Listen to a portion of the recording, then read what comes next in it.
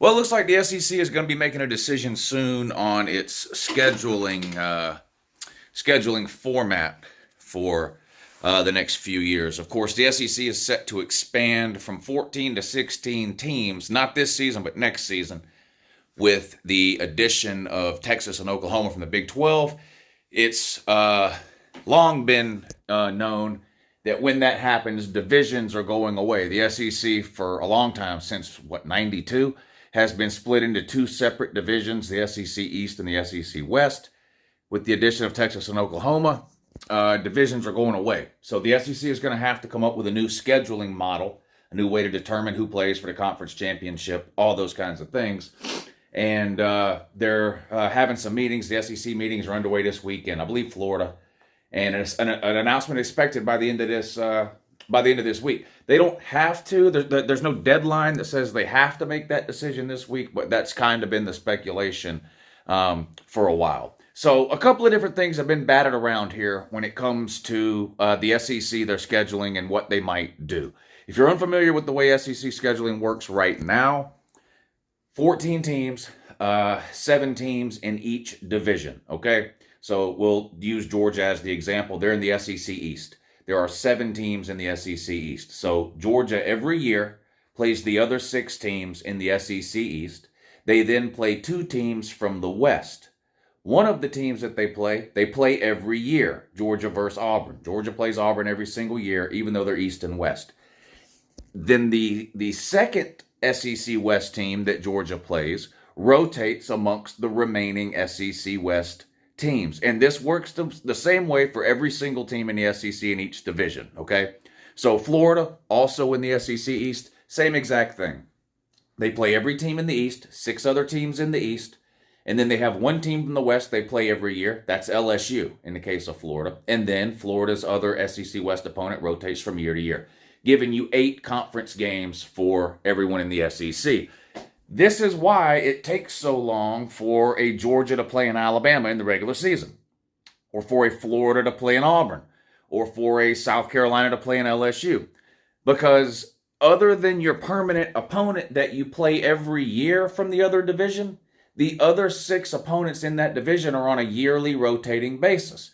So Georgia, again, plays Auburn every single year. That means Alabama rotates. So it takes 6 years to get to Georgia, Alabama, right? It then takes another 6 years for the Georgia-Alabama game to be played in the opposing stadium. So, like Georgia played at Alabama in 2020, right? Georgia at Alabama 2020. Georgia, under the previous under the current SEC scheduling model, Georgia would not play Alabama again in the regular season till 2026. Every 6 years, because you have to rotate. So the goal with the new scheduling format is to try to get away from that, where you're having to wait 5, 6, 7 years to play a team, within your same conference. So there's 2 basic sort of models that are floating around. There's what they call the 3-6-6 model. We'll talk about that first. It's a 9-game conference schedule. So, and this is the holdup here. This is the holdup. You got some teams in the SEC that are ready to move to a 9-game schedule. You have some teams in the SEC who want to remain at an 8-game schedule. Now, up until recently, it's been pretty easy to figure out who it was that wanted to stay at the 8 games, right? It was the teams in the SEC that, generally speaking, have a harder time making a bowl game. Vandy, Kentucky, the Mississippi schools, Arkansas, whatever. Everyone else wanted to kind of go to 9 games. Some of the lower tier SEC teams wanted to stay at an 8-game conference schedule so that they could schedule 4 non-conference games. In theory, 4 wins, depending on how you schedule those games, right? Which makes it that much easier for them to get to a bowl game. That was the kind of theory. Most of the conference wanted to go to 9 games. So that's been kind of the argument back and forth. So the 9-game conference schedule would look like this. It's a 3-6-6 model. There's no divisions, okay? But in order to preserve some of the rivalries within the SEC, each team is going to have 3 permanent opponents. So again, I'll use Georgia as the example. And we don't know for certain yet which 3 opponents each team would have on a yearly basis. So I'm just kind of making this up as an example so you can kind of understand what we're talking about here with the scheduling. So in Georgia's case, Of course, Florida would be one of the yearly opponents. That's one of the biggest rivalries in college football, Georgia versus Florida. So Georgia would have Florida, most likely Auburn, which is also a big rival. And then they have a third team that they play every year. Let's just say, for the sake of argument, that team ends up being Kentucky. So Georgia would play Florida, Auburn, and Kentucky every single year. Now, Georgia, Florida, Auburn, Kentucky, they're not in a division. They're not in a pod. There will be no pods, no divisions, no nothing. It's just you have those three permanent opponents that you play every year. That would leave 6 conference games left to schedule. Because, again, this is assuming we go to a 9-game conference schedule. So, okay, Georgia would play those 3 opponents every year, okay? Keep in mind, 16 teams in the SEC, right? You play 3 every year. That leaves another 12 to play, because you don't play yourself. So you would play your 3 permanent opponents and 6 other SEC teams. The following year, you would play your 3 permanent opponents and the 6 SEC teams that you didn't play the year before. So every 2 years, everybody in the SEC would play everybody else in the SEC. And every 4 years in the SEC, you would complete a home-and-home series with every other team within the SEC.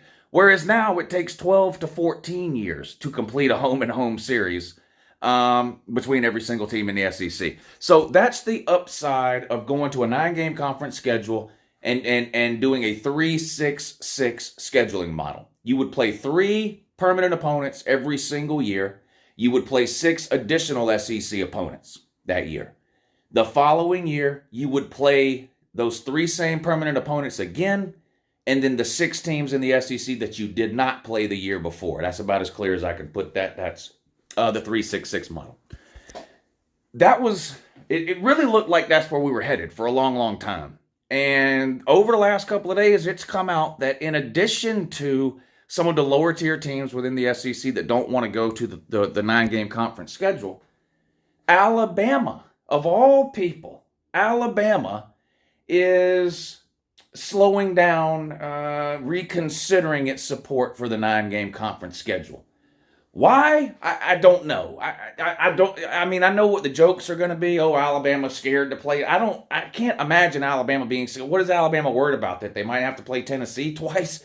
I know you can't beat them, but so I don't know. But those are the reports, is that Alabama has joined the dissenting teams now in wanting to remain in an 8-game conference schedule. Now, Nick Saban did come out a couple of months ago when the 3-6-6 model was really being talked about a lot, and there was a list leaked. And we still don't know whether this list is accurate or not, but there was a list leaked of each team's 3 permanent opponents if we were to go to that 3-6-6 model. And Alabama's 3 permanent opponents were Tennessee, Auburn, and LSU.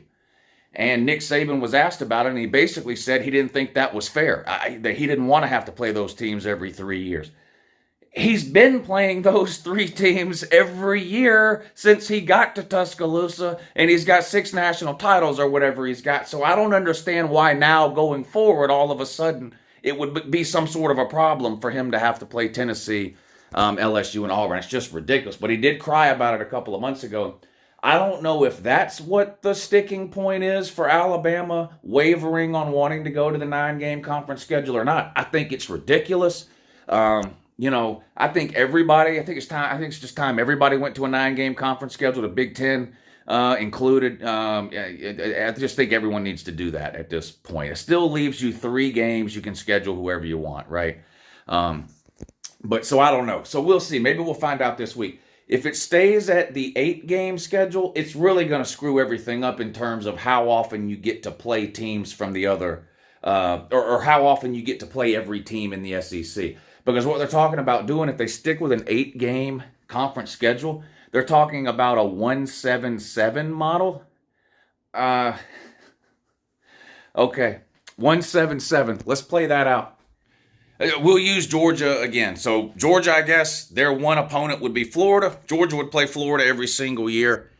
They then play an additional 7 SEC games. And then the following year, they would play the 7 teams that they didn't play the year before, plus Florida again. while that's not a horrible scheduling model, you still get to play most every SEC team every couple of years, complete the home and homes in 4 years, that kind of thing. You're losing a lot of yearly rivalries within the SEC. And I'll just give you a couple of examples here. Georgia and Florida, obviously a rivalry game. Georgia and Auburn's a rivalry game, too. In fact, it's the oldest rivalry in the SEC. Georgia and Auburn have been playing longer every single year than any other two teams in the SEC, including Auburn and Alabama. But here's the other thing.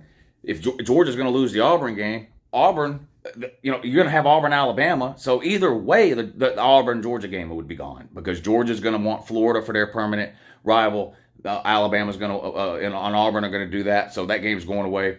Well, if Alabama and Auburn are playing every year, that means Alabama and Tennessee ain't playing every year. Who's Tennessee going to play every year? Who's Tennessee going to play Vandy every year for their big rivalry game of the year? Or maybe Kentucky? What about South Carolina? Right? Who are they going to play every year as their big rivalry game in the SEC? They can't play Florida. Florida's playing Georgia. They can't play Georgia. Georgia's playing Florida. Texas A&M? No, Texas A&M is probably going to play Texas. Oh, no, they're not, because Texas is going to play Oklahoma. So it's just by going to the 177, you're basically cutting the head off of a lot of really, really big rivalries in the SEC. Whereas with the 366 model, you may lose a couple of rivalries in the 366 model, but you're going to keep the overwhelming majority of rivals within the SEC by letting every team play 3 of the same opponents every single year. And rivalries are a part of college football. I don't know why you would sacrifice something as important as rivalries just to gain 2 teams into the division. It makes no sense to me.